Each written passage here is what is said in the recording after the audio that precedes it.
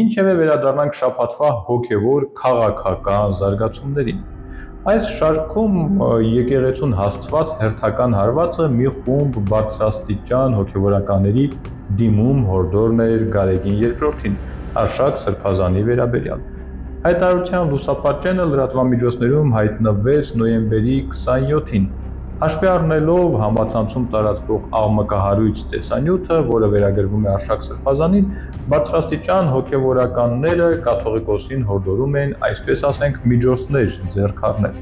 Ընդ որում, բողոքողները հենց նույն հանձնախմբի անունից էին խոսում, որը ստեղծվել էր կաթողիկոսի տնօրինությամբ նույն Արշակ Սրբազանի հետ կապված թեմայի քննության համար։ Ժամանակագրությունը խախտելով ասեմ, որ մի քանի օր անց Արշակ Սրբազանը ասուլիս հրավիրեց ու հերքեց իրեն հասցեագրվող մեղադրանքները։ Այն վերագրումները, որ կատարվում են ինձ, բացարձակապես կապ չունեն իմ կյանքի հետ, իմ կենսագրության հետ, իմ արածների հետ։ Ես տեսագրություններին առանձին անդրադարձել եմ, իհարկե դրանք կեղծիք են եւ սուտ են։ Ըստ հրապարակված դիմումի կաթողիկոսն էլ արժանահավատ չէր համարում Արշակ Սրբազանին մեղսագրվող հանցանքները, նա ըստ հայտնի նամակի անտեսել էր հանձնախմբի կողմից ներկայացված փաստերը եւ մերժել Արշակ Սրբազանի նկատմամբ որևէ կարգապահական միջոց կիրառելու հորդորը։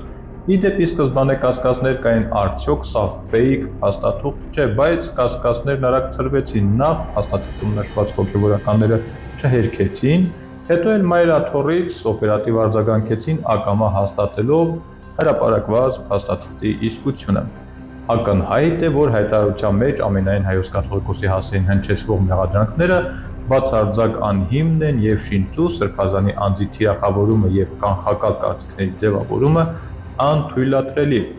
Դատապարտելի եւ անընդունելի համարելով որդեգրված սույն կեցվածքը, ժողովականները խիստ հրամայական նկատեցին, որ եկեղեցականները վերադառնան կանոնական դաշտ, իրենց մտահոգությունները արծարծելով եկեղեցու բարձրագույն ժողովական մարմիններում եւ չխաթարեն եկեղեցու միաբանությունը,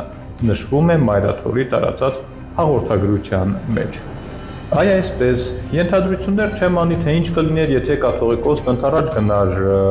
բարձրաստիճան հոգևորականների այդ հորդորին, արդյոք նրանք կշարունակեին ընդդեմ Գարեգին Բ-ի իրենց ընթացքը։ Դժվար է ասել, փաստն այն է, որ կաթողիկոսը մերժեց, իսկ 2 օր անց նույն բարձրաստիճան հոգևորականների խումբը